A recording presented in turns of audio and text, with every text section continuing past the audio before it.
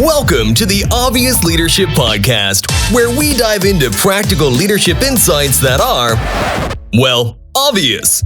Your hosts have walked the talk, and now they're sharing their knowledge, strategies, and advice. Let's jump into today's episode and explore the world of leadership with your hosts, Joey and Omar.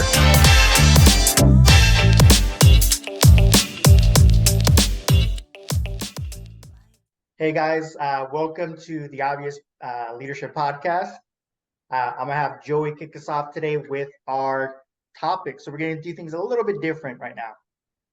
Yeah, man. So we wanted to talk about really how do you know if you are a toxic manager, right? So we want to kind of bring some things to light, be self-aware of some of the things that might be going on around you, and how you might be the influence of those things, good and bad, about those things that are going on around you. Oh yeah, and on top of talking about the toxic leader, the toxic manager, we're also going to touch base on how that affects your team's performance, right? And that's going to be a big one. But before we get started, we want to make sure you guys continue to get our podcast, right? So be sure to hit that like and follow button and let us know what you guys think about the topics, or if there's any conversation items you guys want us to touch base on for future episodes.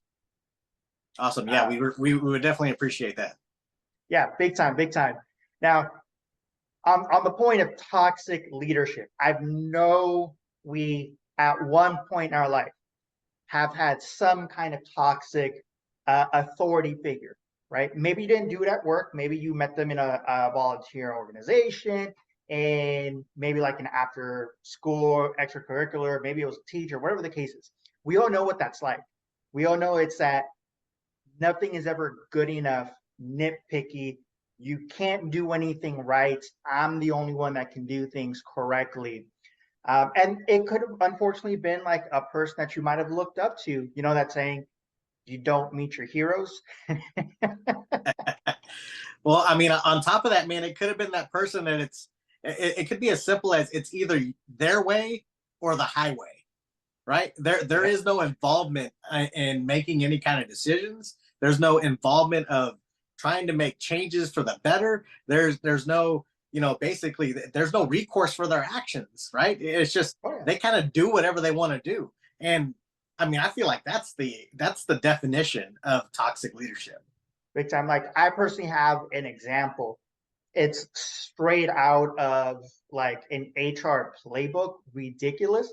And this is when I was super young, so I didn't really know how to handle this, right? And the sad part is that, so this manager interviewed me. I came on board and we interviewed well, right? He liked me. I liked him. We vibed. I thought he was good. I liked his approach, his personality. And everything was good. Everything was good until I said I did not want to join his MLM. And I told other people at the store, and I explained my reasoning. It wasn't like, okay, I just don't. I explained it. And it made sense to a lot of the guys, and especially they were younger. So like, no, we don't want to do it. And I kid you not, after that point, everything was like, oh, you suck. You're going to kill yourself. Like, I kid you not, it was ridiculous, like, to the stuff that he would say just to try to get me to quit because he didn't want me there. And this is when I belonged to a union too, just FYI, right? So there's a reason why you couldn't just up and fire me. But being a toxic leader may not be that, right?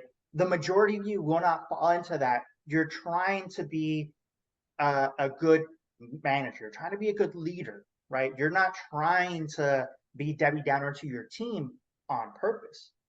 But there are things that you're doing unknowingly that are coming off in a toxic manner. And your team, albeit when I was younger, right, I didn't know how to go about it, how to pull that manager aside and, hash it out, or go to, in this case, HR, right? But there's certain things that you're going to say that are going to rub your team wrong, and they don't know how to take that other than like turn an eye to it and just not want to really be productive, not really want to work call out often, right? And a lot of that has to do with the words that you say and how you say it, your tone. Okay. And Yeah, I mean, I think that's definitely a great point, man, because what you say can build somebody up, yep. but also in the same context, what you say can break somebody down, right? And you are basically the person that is going to either motivate that person to get to the next level, or you're going to let them kind of fall back, and whether it's ending up in turnover, right, or being a problem child for your company, right? And you'll kind of notice, like, you have to be aware of those things that are around you. Are you constantly hiring people? Are you constantly addressing the same situations over and over and over again? Are your people coming to you and complaining about the same thing over and over and over again with no sense of improvement, right? Like, I feel like then you have to figure out, what's the common denominator here? Is it me, or is it, quote unquote, the company, right? But you have a lot to do with that employee's experience at your store. Yeah, you as the leader are pretty much 95% of what drives the experience for your employee, for your team with the company. The Right. other 5% is going to be all the other stuff, from processes, all and everything else, right? And that's the hard part. Now, how do you know that you're being toxic? Now, we kind of touched base a little bit on that, right? Before we went off on the little tangent of like my little side story. And honestly, it's one of the biggest things is never being good enough. Your employees feeling that no matter what they do, they're never good enough. And you might have that mindset, that frame of thought that, well, yeah, they're good at what they're good at, so I don't need to acknowledge that. They should already know that. Let me help them. And this is where that issue is. You're coming from an area of, you're trying to help your team, but all you're doing is nitpicking all the small things and not acknowledging what they're good at. You're not helping them feel better about what they're doing within the organization, within your team. Right. Yeah. I mean, I feel like I kind of fit that bill a little bit to some degree, right? When I was a young leader, I wasn't big on giving recognition, right? But also, I wasn't big on beating somebody down for, every little thing, right? So I try to find some neutrality there. But what I found out is that if there is no positive reinforcement, there's no positive growth, right? If you're not doing things to continue that behavior in the right direction, then you're gonna fall back, right? You're gonna go in the opposite direction. So you have to make sure that verbally and non-verbally, that you're giving the signs of, hey, I appreciate what you're doing, and we need to continue to improve, right? Yeah. And that's a big aspect, right? When you make them feel good about what they're doing, they understand that you're paying attention to what they're doing well. And they understand that I'm doing well. Now, the other side to that too is when your team doesn't feel comfortable making mistakes because you're constantly nitpicking, oh, you could improve this, you could do this, right? It's like when you're doing your coaching sessions, your one-on-ones, or however you guys do it.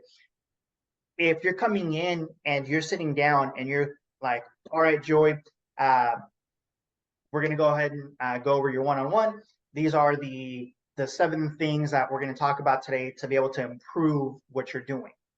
It's like, all right, so I'm doing shitty, so I got 7 things I need to work on, right? As an employee, that's what they're hearing. They're not hearing anything else, Yeah. right?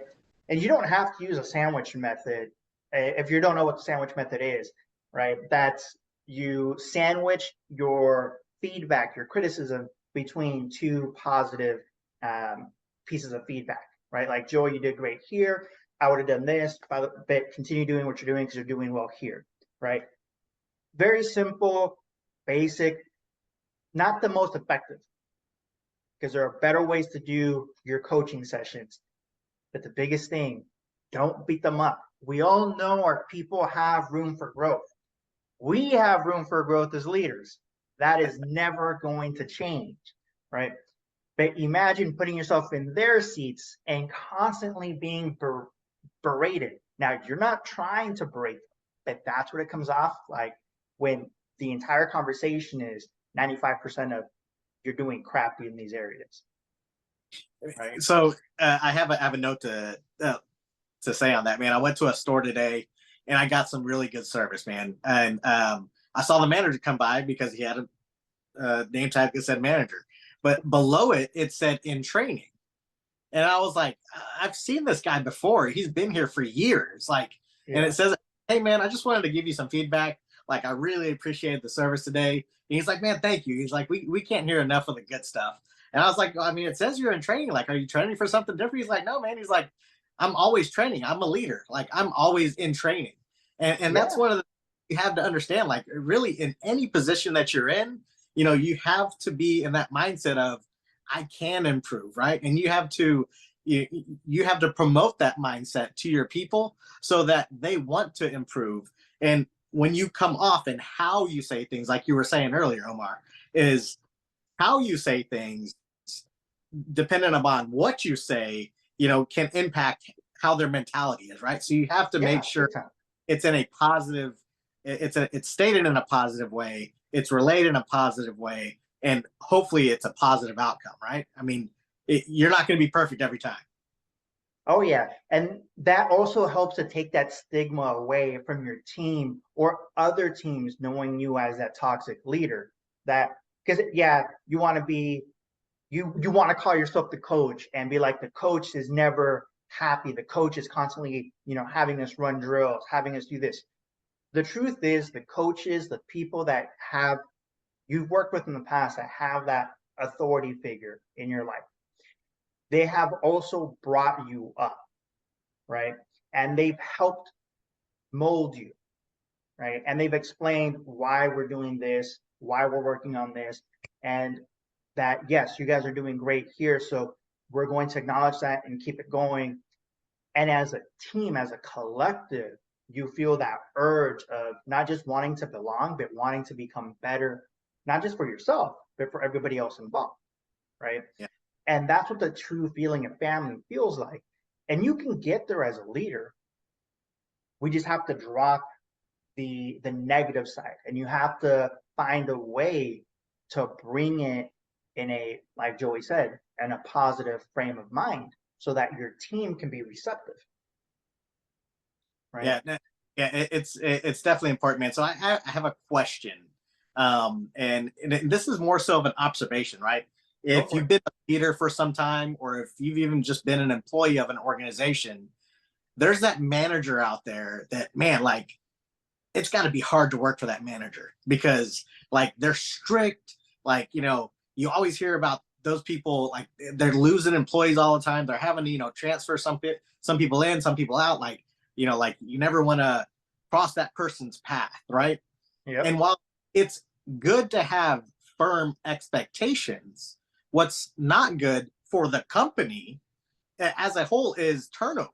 It's very expensive, right? And depending on who you're turning over, if it's a person that's been here 3 months, you may not be losing that much tenure and that much knowledge that came along with that person. But if you're losing somebody that's been here 8, 10, 12, 15, 20 years, and you're turning that person over, imagine the experience and the gap in knowledge that you're going to be turning over, right? So, like, especially if they're a good employee.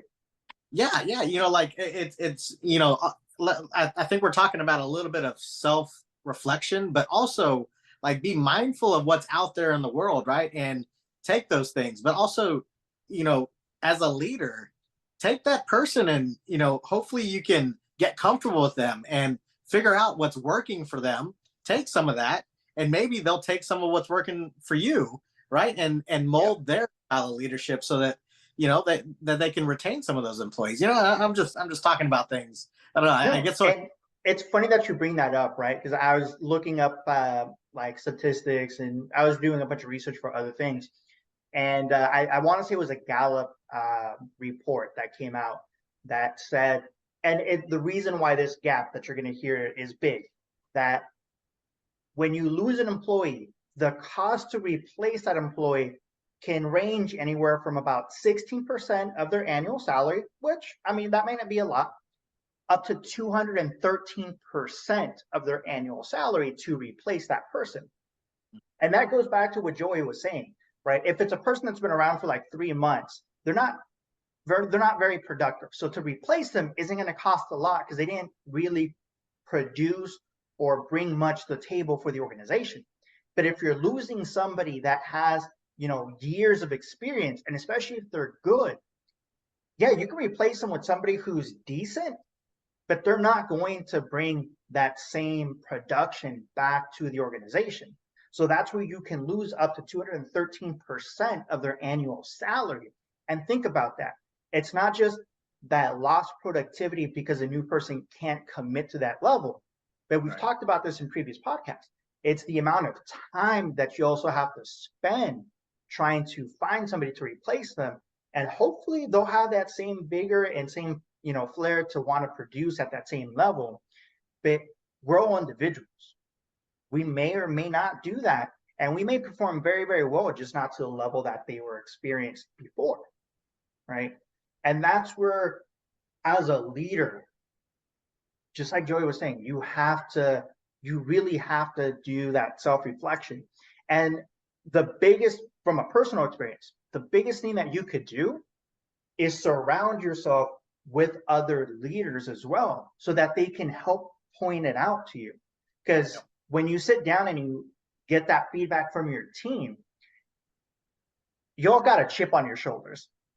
I'm just going to say that, right? As a leader, it is going to be very tough for you to, eat that cookie that your team is giving you, because in your heart, you feel that you should be the one that is helping your team build up, because that's why you're in that role. So it comes more as, you might take it as your team is, bitching and moaning about what you're trying to get accomplished, and not realizing that it's your communication skills that are not the best to be able to change that over to what they should be understanding what you're trying to say. And that's when you belong to a leadership group, whether it's within your organization, whether it's a mastermind group, whether, heck, if you guys join our up and coming leadership, the Obvious Leadership Organization, right? The group that we have going on, that gives you outside perspective, because you can ask questions from other peers and you can get feedback. And you're getting feedback from years of experience. You're getting feedback from people in your similar situation. You're getting feedback from people that just came out of that similar situation, right? So you're getting all these different points of views that can help you see what you're missing. Yeah, so I want to encourage you guys that are listening to join in the conversation. It's not just about our perspectives. Share a comment, right? Ask us a question. Share your perspective. You want to hear about it, right? So that way we have more things to talk about and we can share more perspectives, right? But just to build on what you were talking about is, like what I'm thinking about, and I hate to be the devil's advocate, but it's the first thing that pops in my mind, right? Do it. It's like you have this leader over here that's trying to influence you, but they're the toxic leader. It happens too, right? It's what's that saying? Negativity likes company, or you know what I mean, right? It's true. But here's the thing that you're going to find when you're part of a leadership group like that: those people get washed out pretty quickly, right?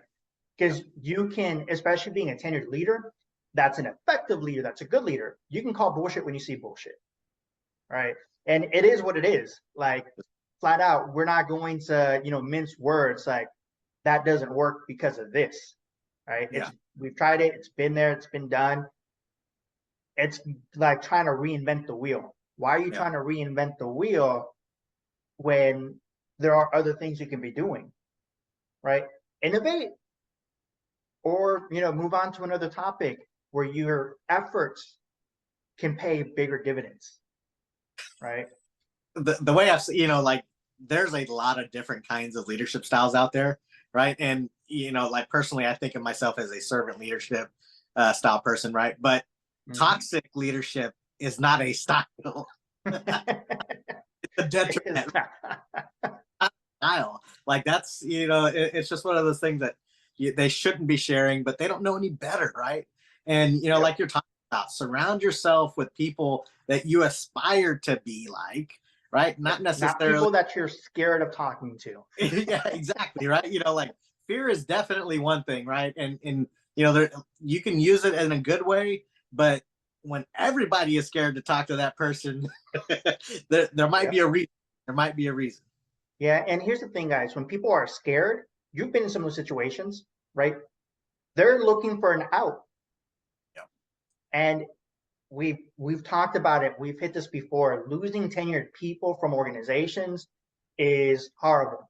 And so going back to doing research, right? I also, as I was going through this, I read another research paper that was talking about how employees would be willing to come back to an organization if there was a change in their leadership. Literally, they would be willing to go back to that same location if it was a completely different leader. Imagine that. And organizations, surprisingly, organizations try to retain their leaders. And sometimes it's good. Oftentimes it can be a bad thing because they're retaining the wrong people. Yeah. Right?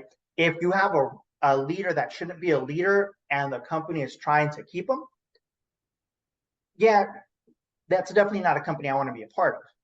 Because at that point, they're willing to sacrifice all these potentially hundreds of different people coming through the door because it's one individual who, it could be a family-owned business, right? Yeah. It could be they know somebody high up that is continuously looking out for them, and it's like, well, no.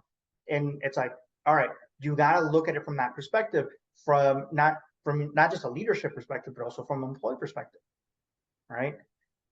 But just that one change in leadership, you would be willing to have people come back. And I know this personally because I've had that before, where I've had people leave and I'm reaching out to them again, or they reach out to me because so-and-so is not working at that location anymore, or they're not part of the company anymore. Like, no, I'm willing to come back if you guys have open positions.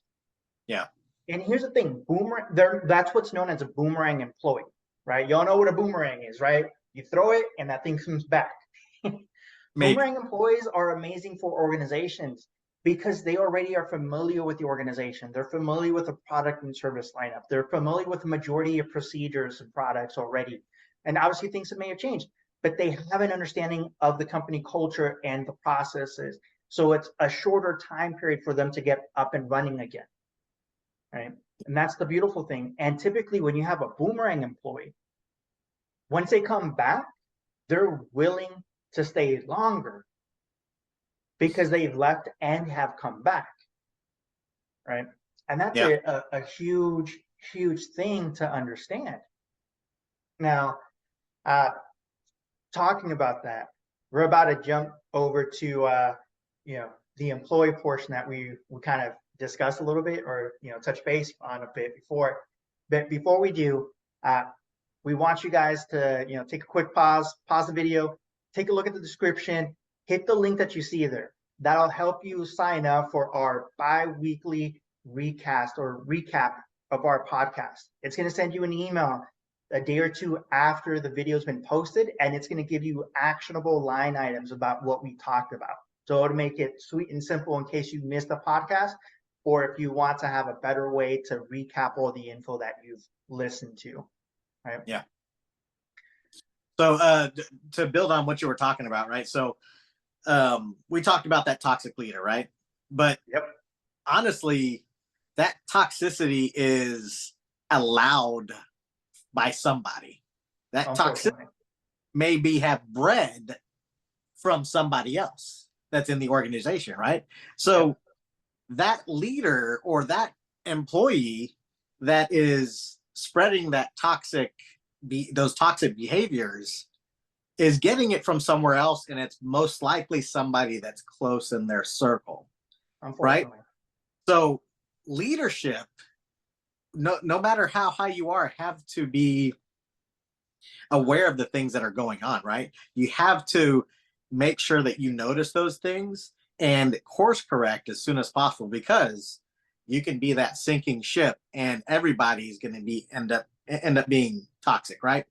Yeah. But toxic employees, and when we're talking about tenured employees, just because they're tenured doesn't mean you keep them around. Like, that's not what we're, right? What we're saying is to be a influential leader. That person's been around for a good reason, most likely, even though they're being toxic right now. Kind of like what you were saying, they could be that boomerang employee that, when you stepped on board, they were ready to leave, but they're still stuck in their ways of toxicity that you need to pull them out of it, right? They're waiting for somebody to pull them out of it. They want somebody to prove them wrong, that the way that they're doing things was not the right way, right? And they want somebody, they don't want you to throw it in their face, but they want you to, pull them back to where they used to be. And I feel like it's very passionate to me, man, because I see that, like, I think about all these things when I'm thinking about an employee or a coworker or whatever it is, because, like, this person used to be a star performer. What happened? How do we get them back to where they were, right? And what role can I play in getting that person back to where they want to be and where they want to be in a year or two, or 6 months down the road? So I'm definitely along the lines of, everybody's there for a reason. They were hired for a reason. And if they're not performing right now, we need to change what we're doing to influence them, to get them where they need to be, where they used to be, and then where they can be in the future.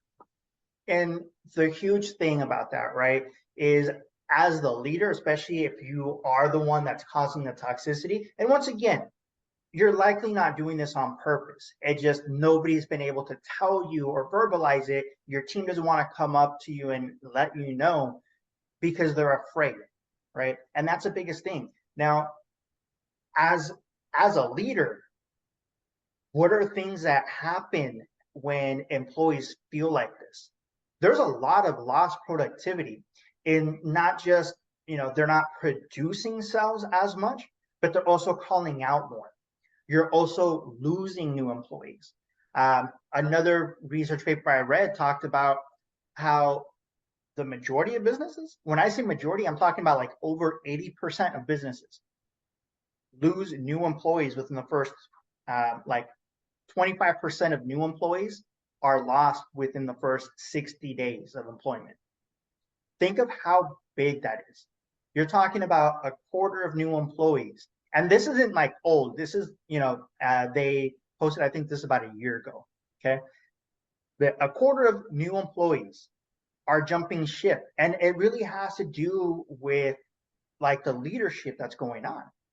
So you're losing productivity. You're losing attendance, meaning that now you're continuously short-staffed. And then you're also losing new people at a high clip, right? Yeah. It affects everything all around, and that affects the team morale. So the entire team as a whole is no longer wanting to produce or not able to produce as much. So now your numbers are going down, right? And I mean, to build on that, man, like those are definitely all things that you're losing, but what are you losing in that process, right?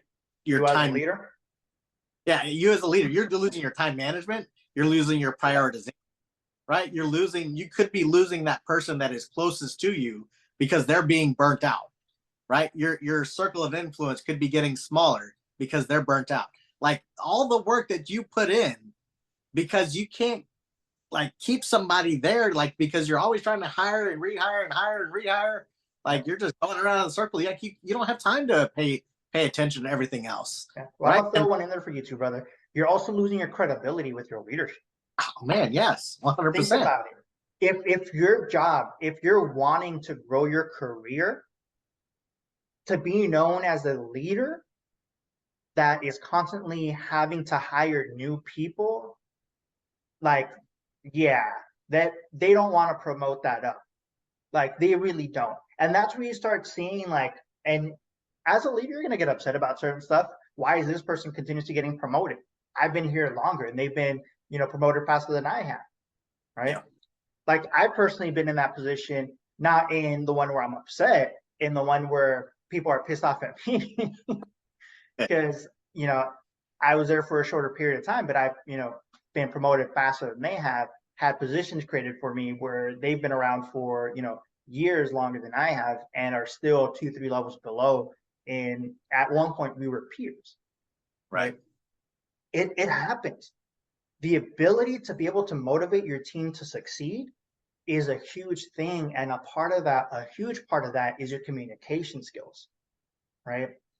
When your team doesn't feel secure, when they don't feel safe to be able to make mistakes, when they feel that they're in, a constant state of, I don't want to be reprimanded, I don't want to be this or that, because everything is always going to be negative. It doesn't make your team feel good, and it doesn't make them want to belong. They don't belong is what they're feeling. Right. And I mean, you'll have not just the employee aspect of what you're losing, but also think of, because I'm a big guy when it comes to reputation with my clients and my markets. All the bad word of mouth, all the bad reputation that location or locations are going to have because customers had a bad experience. They don't want to go back to that location. They don't want to deal with that organization. Right. And it starts to snowball into a bigger effect. And ultimately, that's where, as an organization, you got to make that executive decision as to, are we going to keep this person in this position? Because obviously they can't handle it. And these locations are worse off than they were 6 months ago, not even a year ago, right? Because I've seen it. It's like your options are fire them, or oftentimes what will happen is you get demoted. Because what will happen is they understand that you're not ready for this. And you were good in your previous role, so let's demote you. Right? And as a person in leadership, that it is soul crushing to have to go through that. I could only imagine, right, being a leader and then getting demoted, and especially when you have to stay in that same market. Yeah. Right. And like, so my mind's going at a million miles an hour right now. I mean, like I have another question. I don't know whether these things are coming to me. So, like we all get bonused on performance, right? Yeah. What bonused on turnover? I'm going to come from a HR standpoint, from a recruiter, like a director recruiter level standpoint at this for this question, right? Yeah. What makes it so hard is that you can't really do that in a consistent way.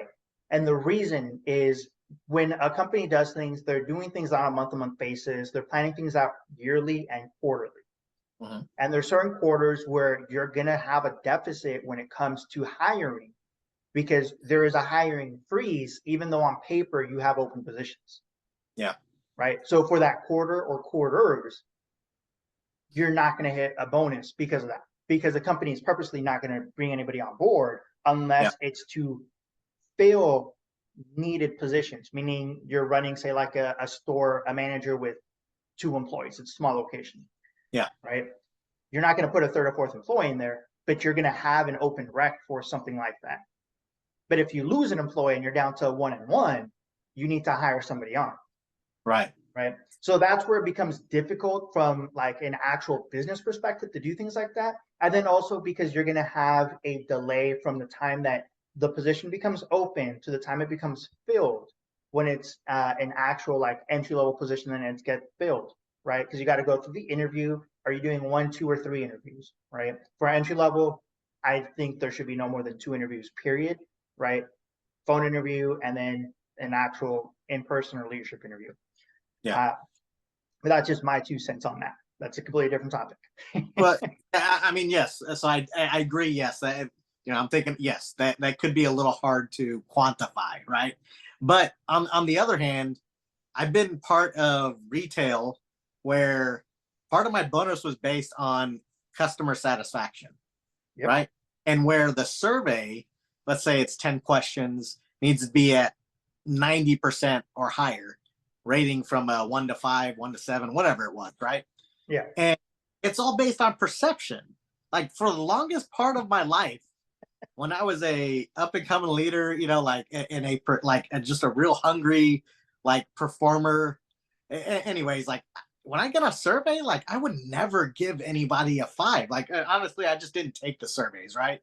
But like that was like, man, you could always be better. That was my mindset. You know what I mean? And yeah, I'm the only one that feels like that.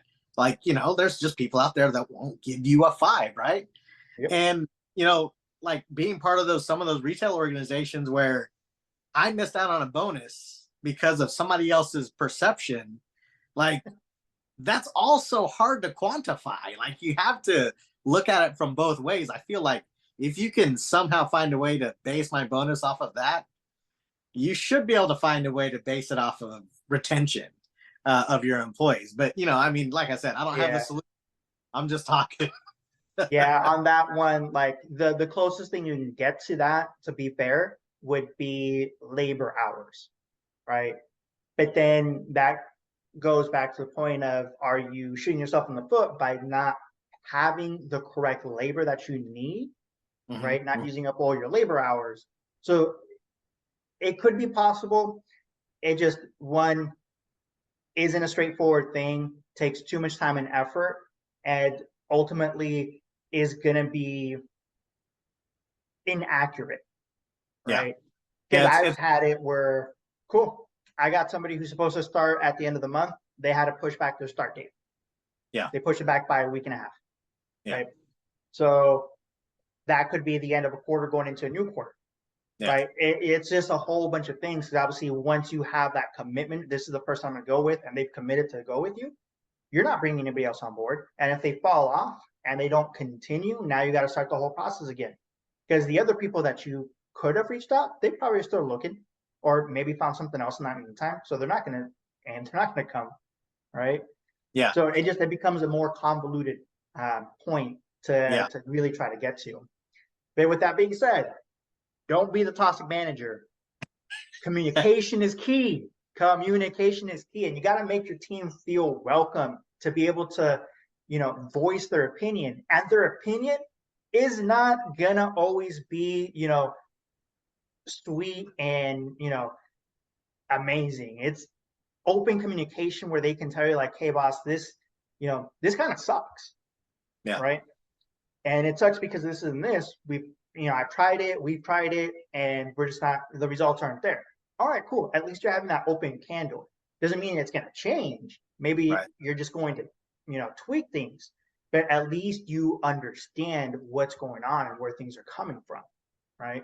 Yeah. I mean, so just to add to that, man, that's how much I am passionate about retention, man, is because like I'm willing to give somebody money because they're so good at retention. Right.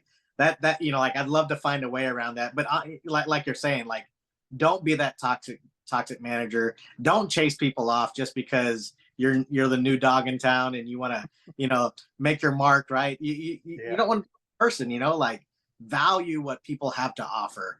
But with that being said, we appreciate you guys hanging around today. Please like and subscribe. Leave some comments. We love to hear your opinions. Yeah. Let us know what you guys think. And if there's any topics you guys want us to touch on, let us know. If you subscribe to the email, you guys can actually email us directly as well. Open line of communication there. So don't hold back. Let us know. We may not be able to answer all the questions, but we'll try. And that brings us to the end of today's Obvious Leadership episode. Remember, every great leader starts with one step, and you're already on your way. Small changes lead to significant impact. Until next time, keep leading with purpose, and remember that leadership is the key to unlocking extraordinary results.